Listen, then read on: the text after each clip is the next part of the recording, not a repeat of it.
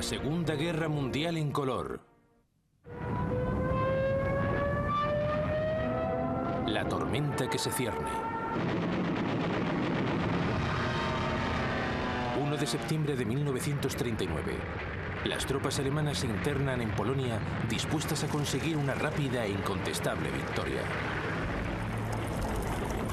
Apenas 20 años atrás, sus predecesores marchaban también, pero entonces regresaban a su patria como un ejército derrotado. Noviembre de 1918.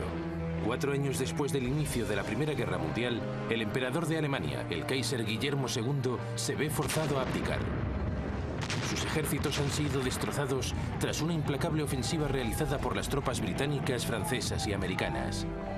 Su pueblo se enfrenta ahora al hambre. Y una peligrosa leyenda comienza a arraigar.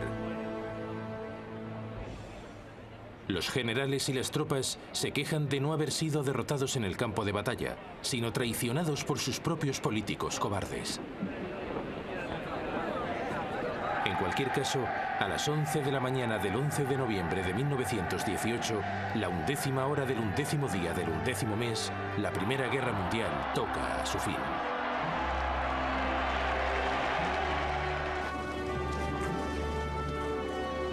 Al mes siguiente, el presidente de Estados Unidos, Woodrow Wilson, llega a Europa, donde promete crear un nuevo orden mundial. Convence a los líderes mundiales para que suscriban una nueva Sociedad de Naciones.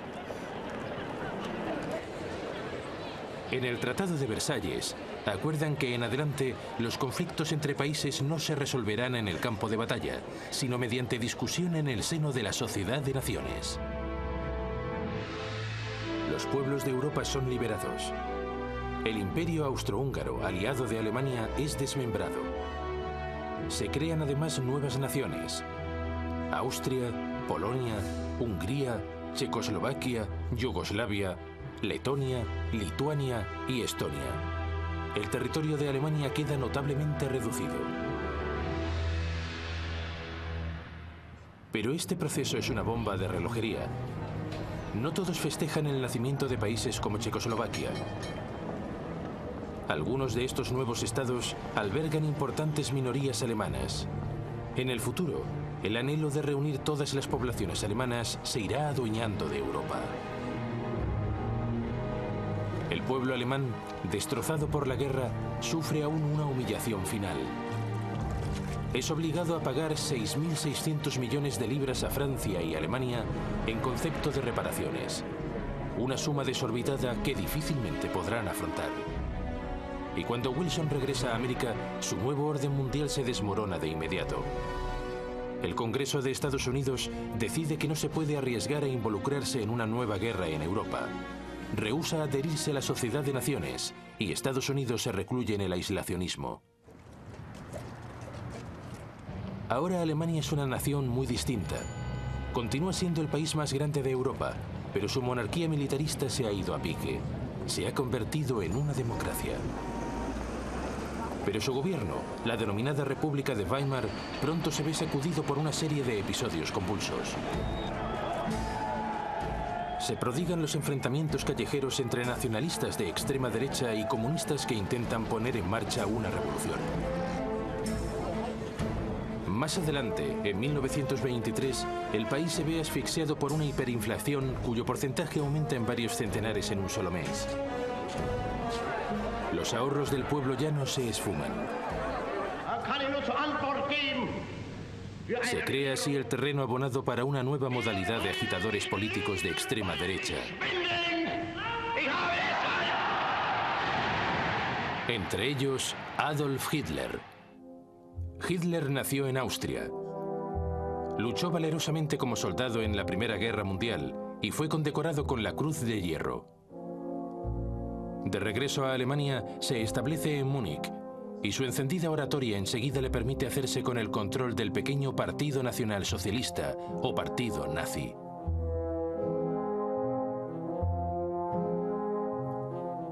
En octubre de 1923, Hitler y sus esbirros intentan un golpe armado contra el gobierno de Weimar. La intentona fracasa y Hitler es condenado a 9 meses de reclusión. En su celda escribe un libro, Mein Kampf, Mi lucha, en el cual achaca los males que padece Alemania a los judíos y exige que el país recupere su poder y se anexione nuevos territorios en el este. Tras ser puesto en libertad, se centra en la tarea de organizar la militancia nazi como un partido político serio y disciplinado. A partir de este momento, se valdrá del sistema democrático para conquistar el poder. Pero durante los últimos 5 años, la Alemania de Weimar ha prosperado. El apoyo a los partidos extremistas, tanto de derechas como de izquierdas, ha disminuido. Aún así, de manera inesperada se presenta la gran oportunidad de Hitler. En octubre de 1929, el mercado de valores de Estados Unidos cae en picado. Se pierden miles de millones de dólares y una depresión económica se extiende por todo el planeta. El desempleo en Alemania se eleva a más de 6 millones de personas. Solo los políticos extremistas parecen ofrecer una solución.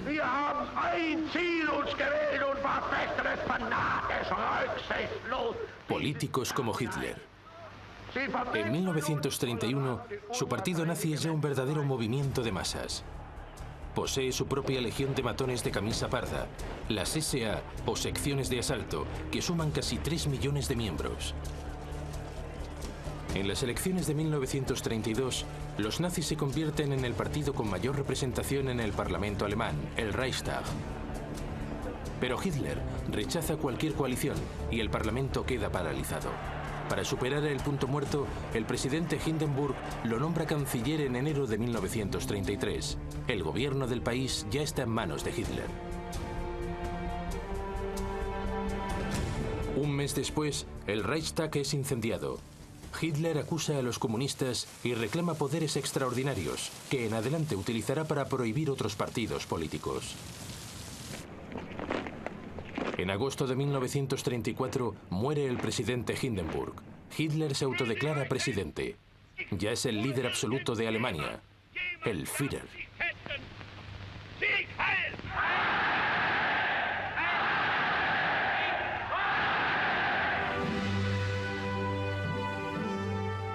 De buen principio, nada parece indicar lo que habrá de suceder. Durante los 3 años siguientes, el Führer se concentra en la recuperación de la economía alemana. A fin de reducir el desempleo, invierte millones en obras públicas, que incluyen 8.000 kilómetros de red de autopistas. Pero en secreto, gasta también grandes sumas en un programa de rearme a gran escala. En virtud del Tratado de Versalles, el ejército alemán se vio limitado a únicamente 100.000 efectivos. El país tiene prohibido poseer fuerzas aéreas, tanques o submarinos. Aquel pequeño ejército ha triplicado ya su tamaño. En 1935, Hitler hace públicas sus intenciones. Da a conocer sus flamantes fuerzas aéreas, la Luftwaffe. Posee 2.500 aviones, bastante más que Gran Bretaña o Francia. El desempleo se reduce y los nazis adquieren una enorme popularidad. Envalentonado, el Führer realiza su primer movimiento expansionista. En 1935 reocupa la región del Sarre, en la frontera francesa, que ha votado abandonar la Sociedad de Naciones para incorporarse de nuevo a la soberanía alemana. Un año después, envía tropas a la Renania, una parte de Alemania desmilitarizada en Versalles.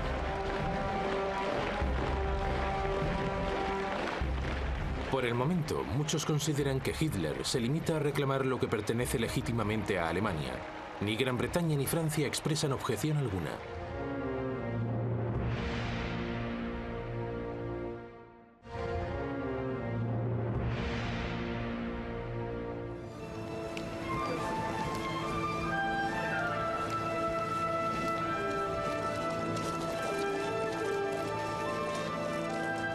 A comienzos del siglo XX, Japón es ya una potencia militar. Derrota a Rusia en una guerra en 1905 y lucha junto a los aliados en la Primera Guerra Mundial. Al terminar la guerra, Japón es una reconocida potencia mundial adscrita a la Sociedad de Naciones. Pero desde el punto de vista político, ofrece un montón de contradicciones. Formalmente es una democracia, pero la tradición feudal sigue teniendo un gran peso. La mayoría de japoneses veneran a su emperador como un dios viviente y lo contemplaban como su auténtico líder. Y el país debe hacer frente a graves problemas económicos. Su población se dispara. Y no posee recursos naturales para abastecer de combustible a las industrias que se expanden a marchas forzadas. Los líderes del país necesitan soluciones y las detectan en la región china de Manchuria. Manchuria es una tierra con grandes y fértiles campos de cereal. Posee ingentes cantidades de carbón y de minerales. Es un objetivo perfecto. Las tropas japonesas ya están allí estacionadas. Otros eventuales objetivos son las colonias gobernadas por potencias europeas. Birmania, la península malaya y Hong Kong, controladas por Gran Bretaña. Indochina, gobernada por Francia, y las Indias Orientales holandesas. Pero en este escenario, Japón ha de obrar con cautela. No es cuestión de provocar a la otra gran potencia del Pacífico: Estados Unidos. Pese a sus consignas antiimperialistas, Estados Unidos controla de facto un imperio no oficial en el Pacífico. Las Filipinas, Guam y un puñado de islas se encuentran bajo su dominio directo. Sin duda posee la fuerza suficiente para hacer frente a Japón, pero desde el final de la Primera Guerra Mundial, el país está ocupado en otras distracciones. En el transcurso de los años 20, la nación se centró en la explotación de sus vastos recursos naturales. Tuvo lugar un boom económico que parecía no tener fin. Muchos hicieron fortuna, tanto en la industria como en el mercado bursátil. Con distracciones como esta, las tropelías crecientes de Japón en el Pacífico se antojan demasiado lejanas. Estados Unidos redujo drásticamente su ejército al término de la Primera Guerra Mundial y firmó un tratado de reducción de la flota de guerra con Gran Bretaña, Francia y Japón. En consecuencia, la superioridad naval en el Pacífico se decantó a favor de Japón. Años después, llega la Gran Depresión.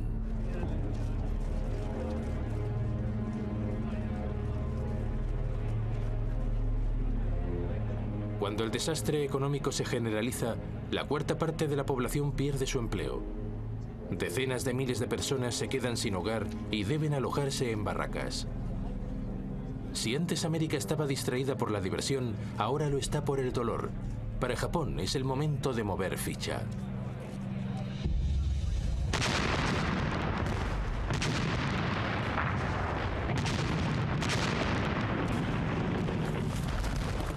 En 1931, sin tan siquiera haber informado a su gobierno legítimamente elegido, las fuerzas japonesas establecidas en Manchuria toman la capital, Mukden, y desde allí invaden el resto del territorio. Un estado títere, Manchukuo, es proclamado bajo un gobierno igualmente títere. Henry Puyi, el último emperador de la China, depuesto en 1911, es repescado de su retiro. Japón es declarado un paria universal, pero eso le importa poco. Sus dirigentes han puesto los ojos en ulteriores conquistas, en territorio chino. Se trata de presas fáciles. China es un estado sumido en el caos. El gobierno del generalísimo Chiang Kai-shek está enfrentado al Partido Comunista Chino, dirigido por Mao Zedong. El país está en guerra civil.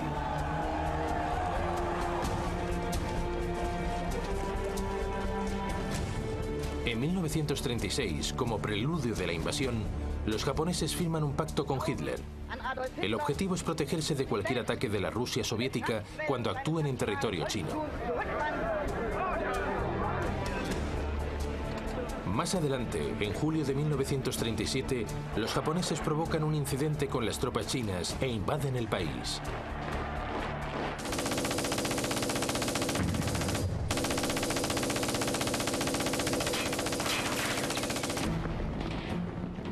Al principio, los chinos son cogidos por sorpresa.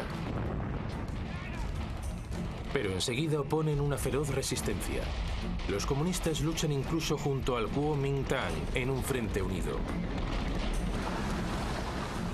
Los japoneses responden con aparatosos desembarcos y a finales de 1937 ya han invadido extensas partes del norte de China y de la costa. Los japoneses llegan a atacar buques de guerra británicos y americanos que han sido enviados a la zona para proteger su comercio marítimo. El incidente más grave tiene lugar el 12 de diciembre de 1937. La cañonera estadounidense Panay es hundida por bombarderos japoneses. 50 tripulantes pierden la vida. Pese a todo, las potencias occidentales rechazan intervenir. La Sociedad de Naciones se revela impotente.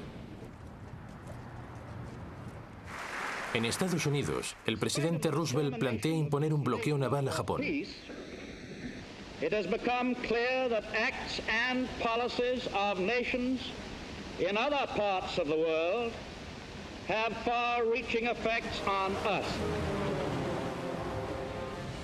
Pero los británicos no quieren ni oír hablar de ello. Temen que un bloqueo pueda desencadenar una guerra. Así las cosas, lo único que puede hacer Roosevelt es ofrecer un préstamo de $25 millones a Chiang Kai-shek para adquirir armamento. En el transcurso de 1938, los japoneses invaden Cantón y empujan a las tropas chinas hacia el oeste del país. Toda la retórica de la Sociedad de Naciones, todas las promesas de frenar la agresión internacional han caído en saco roto. Y ahora las potencias occidentales deberán hacer frente a agresiones cada vez más cercanas. Una posizione di potente ingiustizia. Salve i principi che sorgono e che nascono e i principi che declinano, la vittoria è per noi, per i primi.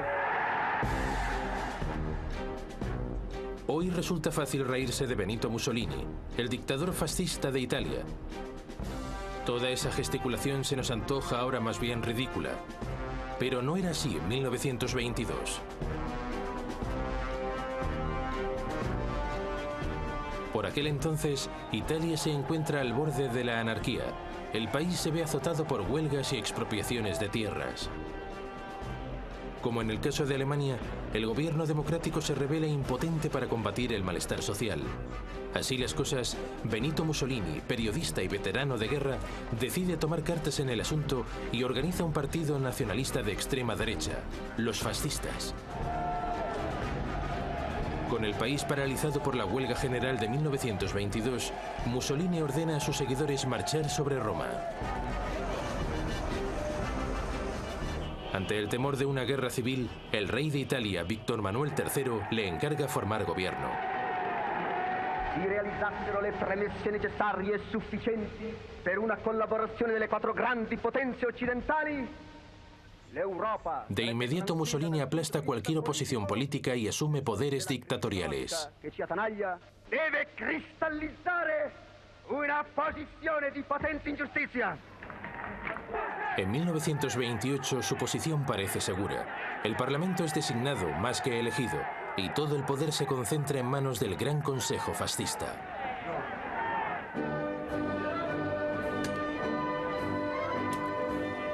Como en el caso de Hitler, las primeras decisiones de Mussolini lo hacen inmensamente popular. Ambiciosos programas de obras públicas proporcionan empleo y transforman la infraestructura de Italia. La corrupción es arrancada de raíz y la mafia es más o menos eliminada. El ejército italiano se refuerza sustancialmente, entre otras cosas mediante la creación de unas fuerzas aéreas modernas y avanzadas.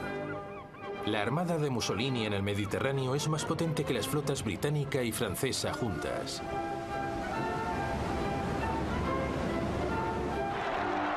Cuando sobreviene la Gran Depresión, Italia parece capearla mejor que la mayoría de naciones.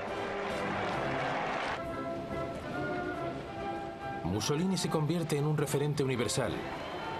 Numerosos dirigentes políticos, y entre ellos el propio Hitler, contemplan el sistema fascista como un modelo de gobierno fuerte y resuelto, en contraste con la debilidad de las democracias de Gran Bretaña y Francia. Pero Mussolini busca algo más que adulación. Aspira a recrear el Imperio Romano. Y ya tiene en mente un objetivo para su primera adquisición imperial.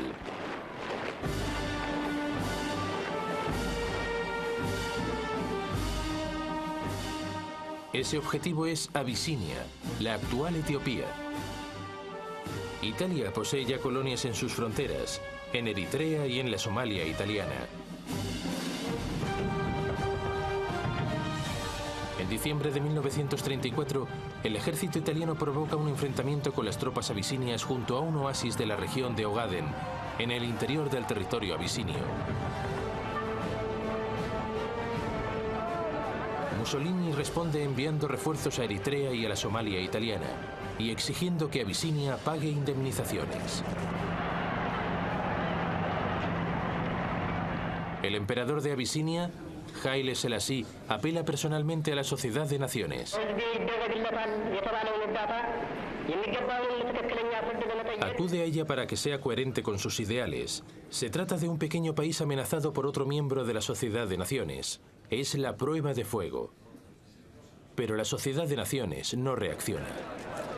El ministro de Exteriores británico, Anthony Eden, intenta gestionar en último extremo un acuerdo de paz, pero Mussolini se cierra en banda. A principios de octubre de 1935, el ejército italiano invade Abisinia desde Eritrea y la Somalia italiana. El primitivo ejército abisinio tiene escasas opciones frente a unas fuerzas armadas equipadas con tanques y artillería.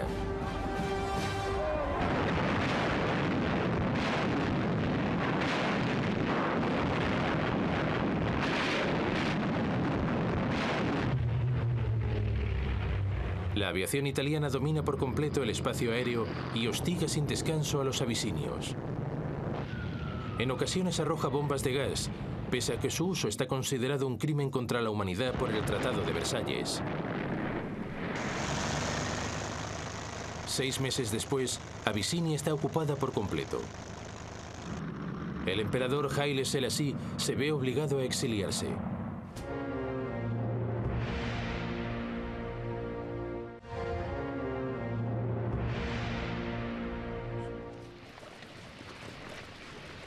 Pese a las numerosas bajas sufridas en el frente del oeste, Gran Bretaña acabó la Primera Guerra Mundial con un ejército de reclutas numeroso y muy efectivo. Enseguida se vio reducido a un pequeño ejército profesional concebido para supervisar el creciente imperio británico. Y al llegar la Gran Depresión, cualquier proyecto de modernizar el ejército fue abandonado. Y eso significa que en el período previo a la guerra, Gran Bretaña es económica y militarmente débil.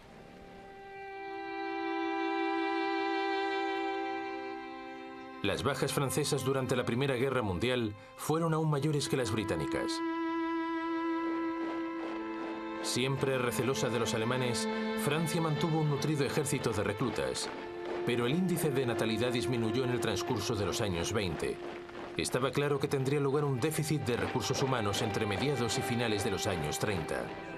Ahora Francia es consciente de que no puede competir contra Alemania en cuanto a número de efectivos militares.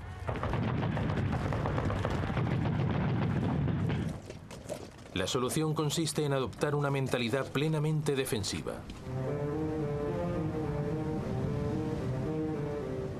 La línea Maginot, levantada a partir de 1930, se compone de un cordón de fortificaciones que transcurre a lo largo de la frontera germano-francesa hasta la frontera belga. Allí, teóricamente, enlaza con otras fortificaciones diseñadas por los belgas. Este nuevo enfoque militar significa que Francia únicamente es capaz de librar una guerra defensiva. No está en condiciones de lanzar un ataque contra Italia, aunque contara con el apoyo de tropas británicas. Así pues, cuando Italia conquista Abisinia, es comprensible que ninguna de las dos potencias emprenda acción alguna. Ahora mismo les parece un escenario demasiado remoto y no están para ocuparse de problemas ajenos.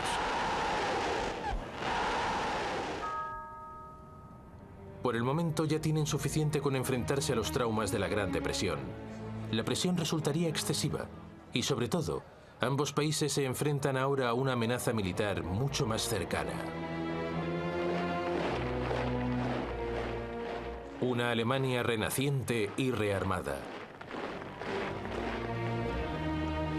El poder de Alemania y también el de Italia están a punto de ponerse a prueba al apoyar el alzamiento de otro dictador en España. En 1936 estalla la guerra civil en España. La contienda es inusitadamente despiadada. Se enfrentan familias contra familias, comunistas contra fascistas, ateos contra creyentes. En 1931 asciende al poder un gobierno de izquierdas decidido a acabar con la secular monarquía española. El rey es forzado a exiliarse y se declara una república.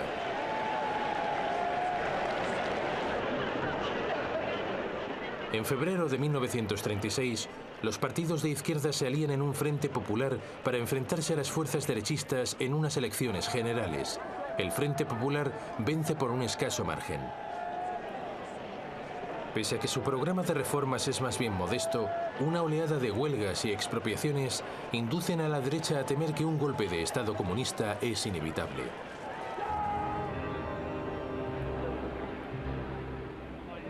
En el seno del ejército español, un bastión de la ideología católica y conservadora, los oficiales de alto rango comienzan a sopesar la viabilidad de un golpe de Estado. Entre estos se encuentra el general Francisco Franco, un antiguo jefe del Estado Mayor que ha sido exiliado de facto para comandar las Fuerzas Armadas españolas en las Islas Canarias.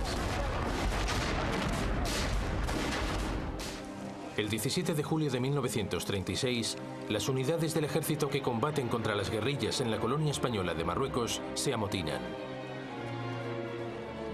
Al día siguiente, Franco huye para unirse a ellas, proclamando un nuevo movimiento nacionalista destinado a salvar a España del comunismo. Las guarniciones peninsulares se suman a la revuelta. El Frente Popular responde reclutando voluntarios para defender la República. El país está ya en pie de guerra.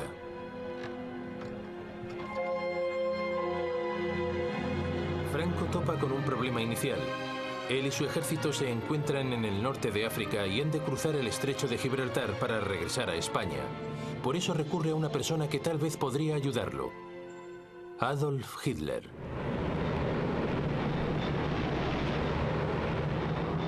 Antes de un mes, los aviones de transporte de la flamante Luftwaffe de Hitler ya han habilitado un puente aéreo para trasladar a los bregados veteranos de Franco hasta el sur de España.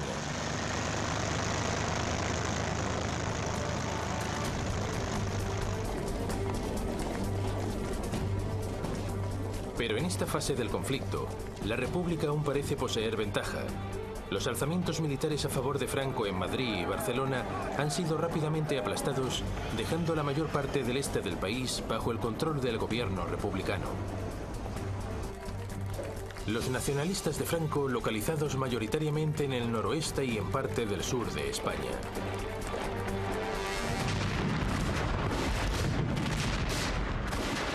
Pero la situación de los franquistas da un vuelco cuando Hitler y Mussolini comienzan a enviar tropas y armamento.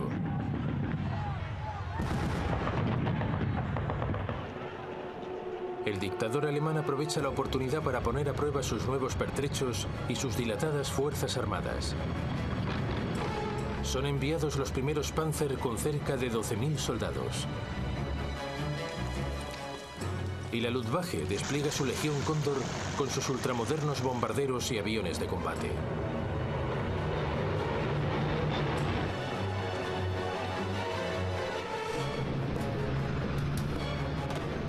Mussolini envía un denominado Cuerpo de Voluntarios compuesto por 50.000 hombres y más de 700 aviones. Los republicanos solicitan ayuda a Gran Bretaña, Francia y la Unión Soviética. Pero Londres y París temen hacer estallar una guerra en Europa y declaran una política de no intervención.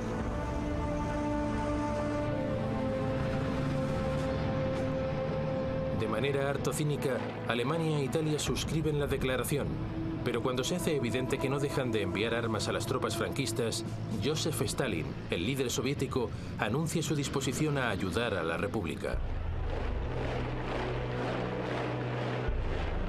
Stalin está inquieto por la extensión del fascismo en Alemania. Hitler ha dejado muy claro que para él el comunismo es el principal enemigo del nazismo.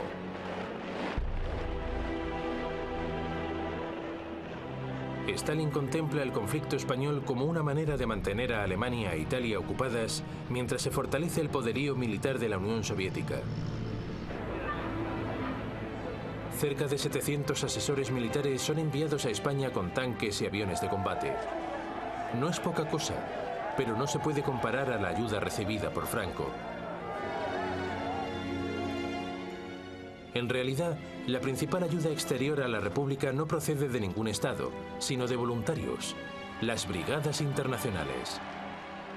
Cerca de 30.000 izquierdistas americanos, británicos, franceses y alemanes se alistan para combatir en España.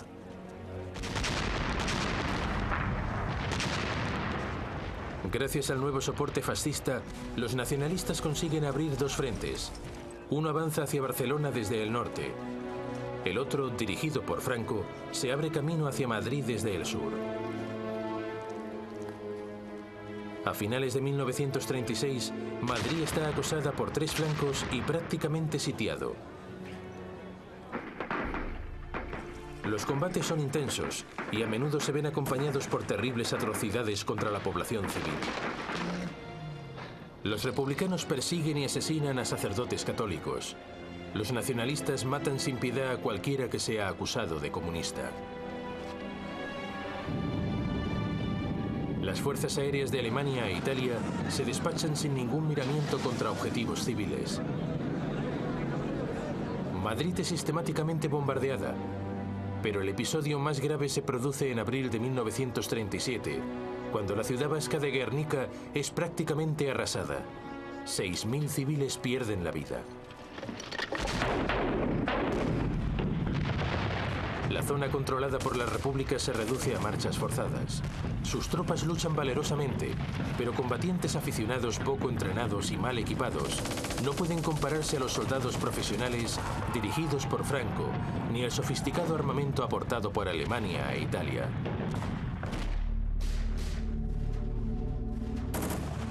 A medida que la guerra se va alargando, los combates en la periferia de Madrid se convierten en un símbolo de la determinación de las izquierdas de no ser aplastadas por una dictadura de corte fascista. Pero entre bastidores, la alianza republicana se viene abajo. Comunistas y socialistas quieren concentrarse en la consecución de una victoria militar. Pero los anarquistas y los sindicalistas, más idealistas, ven en la guerra una oportunidad para desencadenar una revolución de masas conducida por la clase obrera. Esas discrepancias salen a la luz en mayo de 1937. En Barcelona tienen lugar enfrentamientos entre anarquistas y comunistas que debilitan fatalmente la causa republicana. A finales de 1938, los franquistas mantienen cercados a sus enemigos en un pequeño enclave en los alrededores de Barcelona y en una zona que se extiende desde Madrid hasta la costa, en dirección este.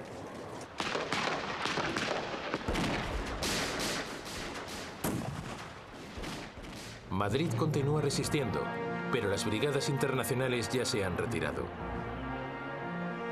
Cada vez más naciones reconocen el gobierno de Franco a medida que sus tropas se aproximan a Madrid para lanzar el asalto final.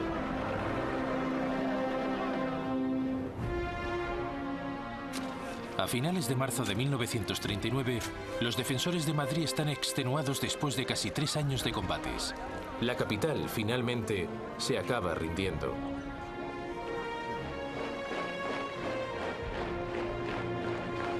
Un mes después, Franco declara oficialmente el final de las hostilidades.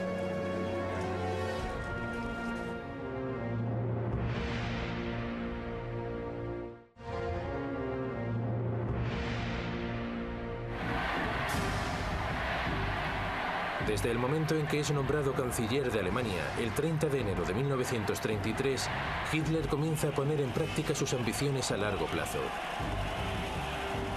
El 3 de febrero revela a sus comandantes que su objetivo final es conquistar territorios en el este de Europa y germanizarlo de manera implacable. Los comandantes reciben instrucciones de preparar una expansión a gran escala. Pese a que Alemania tiene prohibidos los tanques, un acuerdo secreto con la Unión Soviética, firmado en 1923, ha permitido desarrollar diseños de tanques y experimentar nuevas tácticas con vehículos blindados. En el transcurso de los años en que sus fuerzas aéreas han estado prohibidas, Alemania ha continuado perfeccionando su capacidad de construir aparatos civiles. Y los clubes de aviación y de vuelo sin motor suministran una reserva de experimentados pilotos. Hitler revela la existencia de la Luftwaffe en marzo de 1935. Anuncia entonces que el ejército alemán ha crecido hasta los 300.000 efectivos y que se reintroduce el servicio militar obligatorio. Gran Bretaña y Francia protestan débilmente por esa flagrante violación del Tratado de Versalles. Poco después, aunque lentamente y a regañadientes, comienzan a rearmarse. En 1934, los nazis austríacos intentan tomar el poder y unificar su país con Alemania. A fin de cuentas, los austríacos hablan alemán, si bien nunca han formado parte de un Estado alemán. En febrero de 1938 se descubre un nuevo complot nazi. El canciller austríaco Kurt von Schuschnigg protesta ante Hitler. Hitler responde exigiendo que Austria deje de maltratar a los nazis austríacos y se unifique con Alemania.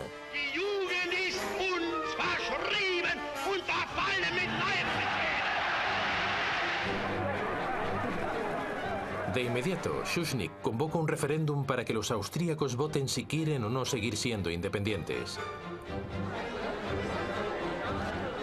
Pero el 12 de marzo de 1938, la víspera del referéndum, ante el temor de que el resultado no sea el deseado, Hitler envía sus tropas. La bienvenida entusiasta y del todo sorprendente por parte de los simpatizantes nazis facilita una invasión sin derramamiento de sangre. Al cabo de unas horas, Hitler anuncia la incorporación de Austria al Tercer Reich. Por primera vez, una nación soberana ha sido incorporada en una Alemania más grande. Una vez más, las democracias europeas no han sabido reaccionar. En verano de 1938, Hitler se lanza a por su segunda presa, Checoslovaquia. Una importante minoría alemana puebla el noroeste del país, en un área conocida como la región de los Sudetes. Estos Sudetes alemanes formaban parte del antiguo imperio austríaco, pero quedaron aislados cuando se creó Checoslovaquia en 1919. Eso fue una bomba de relojería que inició su cuenta atrás en el momento en que fue firmado el Tratado de Versalles.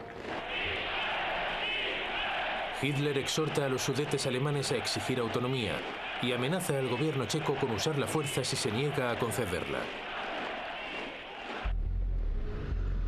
Lejos de dejarse intimidar, el gobierno checo ordena una movilización general y se prepara para resistir. El ejército checoslovaco es numeroso y está bien equipado, y posee excelentes fortificaciones en la frontera con Alemania. Hitler da marcha atrás. Poco después, a principios de septiembre, ante el temor de una guerra inminente, el primer ministro británico, Neville Chamberlain, decide actuar como mediador. Viaja 2 veces a Alemania para reunirse con Hitler. El dictador nazi le asegura que si le es cedida la región de los Sudetes, no reivindicará ningún otro territorio en Europa.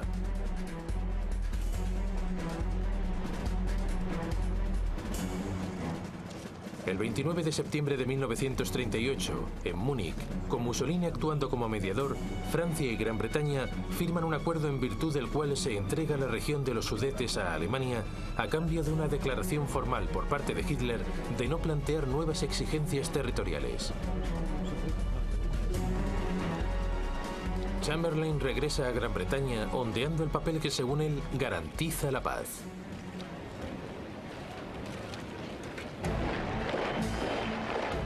Y así, el 1 de octubre las tropas alemanas ocupan la región de los Sudetes y se apoderan de las fortificaciones fronterizas checas. Hitler ya ha comenzado a evaluar su próximo objetivo, Polonia. Eine große Nation muss dauernd zusehen, wie gegen Recht und vertragliche Bestimmungen Angehörige ihres Blutes. Una vez más, el pretexto es una minoría alemana aislada a resultas del Tratado de Versalles. Hitler exige la devolución del puerto de Danzig al Estado alemán, para que Prusia Oriental pueda estar conectada con el resto de Alemania. Los polacos se niegan y Hitler titubea. Aún no está del todo preparado para una guerra total y todavía no ha concluido sus asuntos en Checoslovaquia. En marzo de 1939, la parte oriental del país, Eslovaquia, que es étnicamente distinta a las regiones checas, apela a Hitler para conseguir una mayor independencia. Hitler llama a Berlín al primer ministro checoslovaco, Emil Hácha, y lo intimida para que ponga su país bajo protección alemana.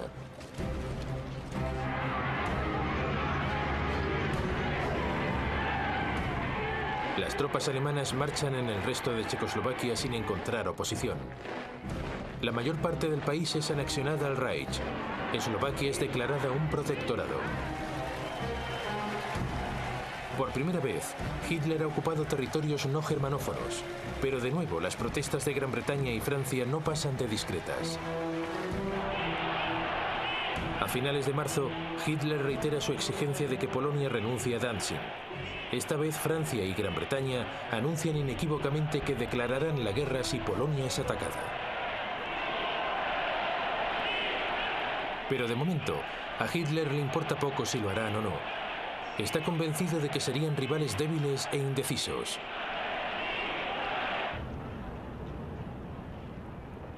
En Rusia, la preocupación de Stalin por las agresiones de Alemania es cada vez mayor.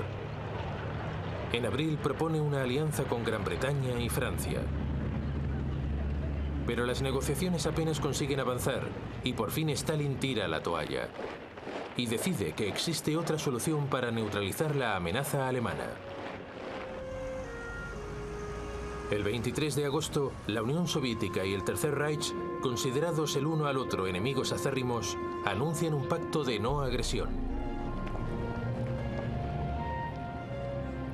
El acuerdo especifica secretamente que Polonia se repartirá entre los dos países y que Stalin tendrá carta blanca para apoderarse de Estonia, Letonia y Lituania. Libre ya de cualquier amenaza soviética, Hitler ordena a sus fuerzas armadas que organicen una invasión inmediata. Por la tarde del 31 de agosto, la Wehrmacht alemana está lista para el asalto. Su Führer ha tomado una decisión que sumirá el mundo en una gran guerra.